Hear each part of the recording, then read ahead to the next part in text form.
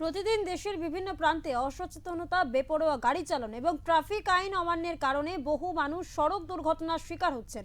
এই দুর্ঘটনা কমাতে এবং সাধারণ মানুষের মধ্যে নিরাপদ পথ চলার অভ্যাস গড়ে তুলতেই রাজ্য জুড়ে পালিত হচ্ছে পথ নিরাপত্তা সপ্তাহ 2026। সেই কর্মসূচির অঙ্গ হিসেবে বুধবার গোপীবল্লভপুর থানার উদ্যোগে আয়োজিত এক সচেতনতামূলক পদযাত্রা। গোপীবল্লভপুর থানার আইসি অজয় কুমার সিং এর নেতৃত্বে এই পদযাত্রার আয়োজন করা হয়। এতে থানার একাধিক পুলিশ আধিকারিক, পুলিশ কর্মী, সিভিক ভলেন্টিয়ার এবং অন্যান্য নিরাপত্তা কর্মীরা অংশগ্রহণ করেন। গোপীবল্লভপুর বাজারের গুরুত্বপূর্ণ রাস্তা পরিক্রম করে এই পদযাত্রা অনুষ্ঠিত হয়।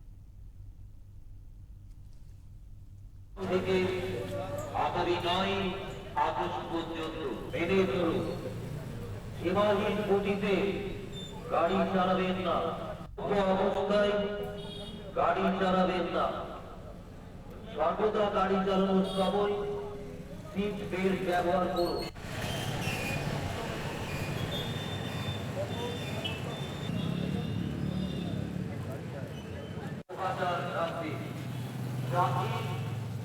নিরাপত্তা সপ্তাহ 2026 আজ নিরাপদ, আগামী নিরাপদ, হেলমেট ব্যবহার করুন।